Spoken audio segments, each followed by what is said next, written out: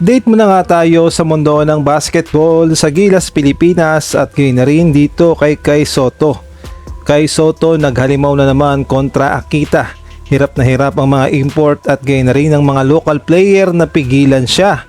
Samantalang Jalen Johnson willing daw maging naturalized player ng Gilas, Pilipinas. Ngunit bago tayo magpatuloy, pakipindot naman ang like, subscribe at ang notification bell para updated ka sa susunod kong i-upload. Dalawang beses ngang nakaharap ng Koshigaya Alpas ang kupunan ng Akita at eto ngang si Kai Sotto ay maganda ang naging performance.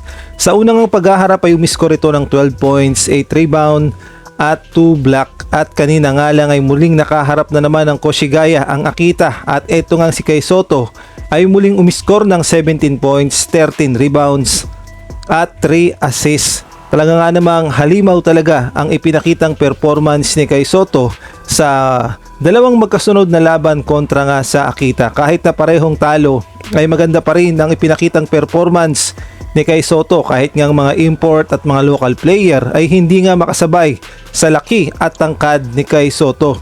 At syempre marami din na nakakapansin na bumibilis na itong si Kai Sotto at gumaganda na rin pagdating sa depensa. Dito nga tinutulak-tulak na lang niya ang kapwa niya import at wala nang magawa yung mga local player sa hustle at sa lakas ni Kai Sotto. May sumusubok pa nga pumasok, binablock lang yan ni Kai Sotto at hindi nga sila makaporma pagdating sa ilalim dahil kain na kain sila.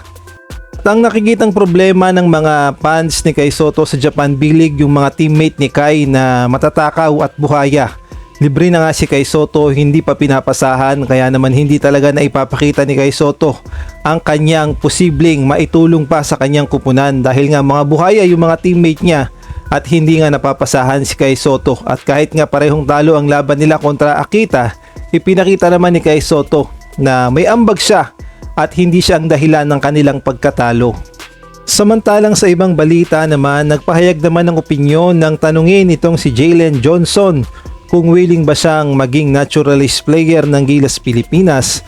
At ang sabi niya nga ay God willing at kung mabigyan siya ng pagkakataon ay pwede raw siyang maging naturalized player ng Gilas, Pilipinas. At alam naman nating lahat kung gaano kagaling itong si Jalen Johnson dahil ang Elasto Painters o ang Rain or Shine Elasto Painters ay wala pa rin niyang talo sa PBA Commissioner's Cup at nananatiling perfect ang record.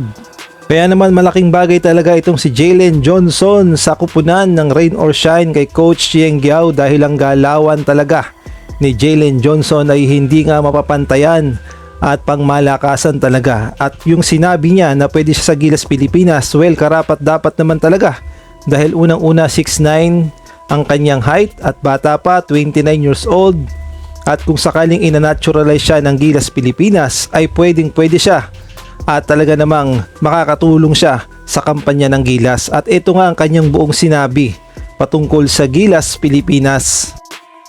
Question, if you give a chance to naturalize and play to national team, you got it for like I say, if God willing, hey, if the opportunity presents itself, for sure, why not? thank you.